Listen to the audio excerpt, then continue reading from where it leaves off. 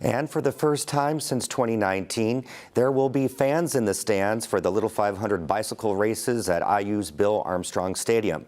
It marks a return to normalcy for what is billed as the world's greatest college weekend. Pat Bean reports.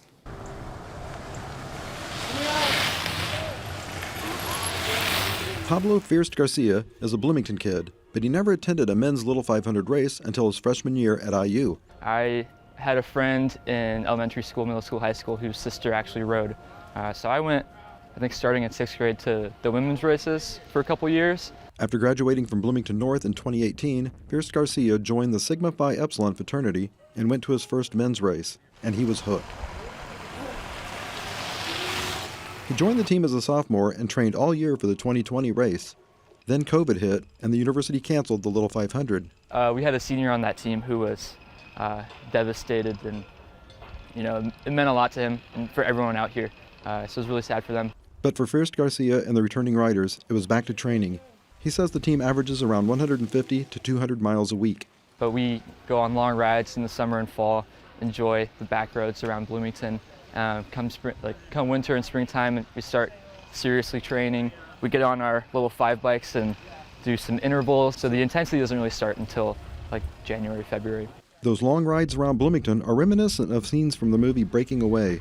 The Oscar-winning 1979 film focuses on 4 working-class kids from Bloomington who end up riding in and winning the Little 500. It's a film Fierst Garcia says he's seen many times. I picture in my head myself in that movie sometimes, like riding around town. Now, Fierst Garcia is picturing what it will be like to finally race in front of a crowd. Sigma Phi Epsilon finished 3rd last year behind Jet Black and the Cutters. Sig Ep will start this year's race from the 5th spot. I think I'll get probably a little bit too excited at first and then settle in. Just hearing people in the stands. Last year was silent. You could hear the teams across the track, but now I feel like a coliseum, or I don't know what to expect, honestly. For Indiana News Desk, I'm Pat Bean. Saturday's race will be broadcast live on the IU Student Foundation's Facebook page. And they should have a beautiful day to do that too, with highs in the 80s. That's the end of this program, but our work continues online as we cover the news throughout the week at WTIUnews.org. Have a great weekend.